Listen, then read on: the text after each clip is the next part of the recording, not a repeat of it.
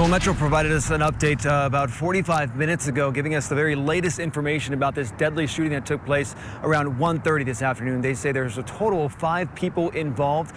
One person was shot and killed inside of the LVAC here on Rainbow, just south of Lake Mead. The suspect was also shot and transported to UMC, where they later died, and 3 other victims were taken to the hospital. One remains in critical condition tonight. But this investigation continues here at 6 o'clock, several hours after this all unfolded. Again, it's happened around 1:30. I'll give you a live look here at the LVAC. You can see there's still several police units here. Investigators still continuing their work inside and outside of the gym as they try to get to the bottom of what happened here earlier today. Now, police say they responded to shots fired inside of the gym. A person who was working out says they heard 4 to 6 shots near the food counter, which is near the lobby. They say the suspect was walking around with what appeared to be an AR-15. He believes the person who was shot inside was being targeted.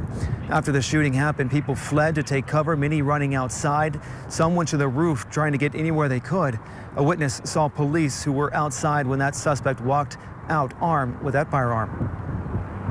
They were squatting down, and I heard maybe 1 or 2 shots. Then the suspect came out with the AR. I seen it. He kind of hopped around. Outside? Yes, and that's when another 4 or 5 shots went off, and they took him down. He didn't die immediately.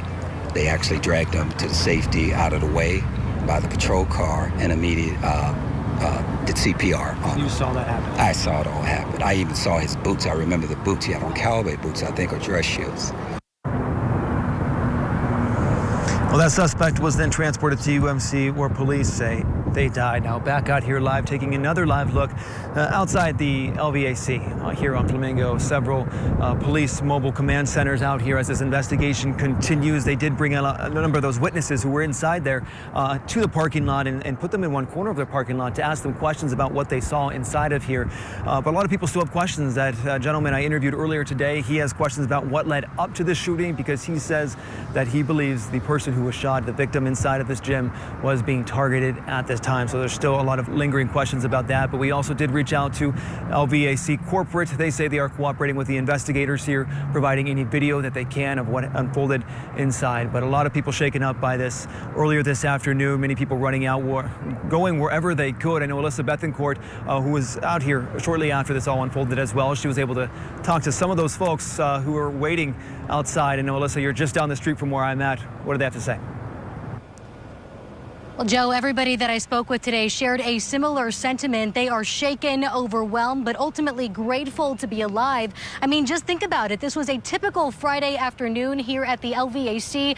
Dozens of people were deep into their workouts, many of them with headphones on, and that's what made this so scary. A lot of the people didn't even recognize the sound of the gunshots. Instead, they confused it for that familiar thud of weights hitting the ground. It wasn't until people saw other gym people running and also the shooter that reality set in. In fact, one man that we spoke with said the shooter was directly in front of him. He says he didn't even have time to think. He instinctively dropped to the ground and dialed 911, just hoping that somebody would come to help. I was on the running track, and then I heard what sounded like weights dropping, and I turned, and I could see him firing down on this guy over here. Then his gun jammed. And then he just started walking around in circles, and I don't think he knew what to do because he couldn't get it unjammed. And then he just left, and I think that's when the cops got him.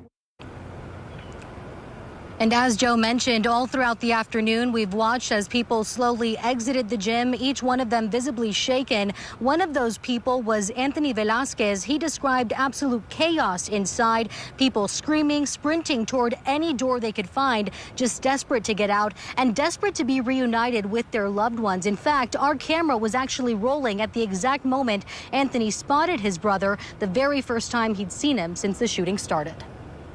It's kind of hard to process everything right now. It's like, I don't want to say it's like bad, but I really can't. I don't have any emotions going through right now. I feel like I need time to sit with it, I guess. But it feels great to have him hug me and, you know, have that the warmth of a loved one.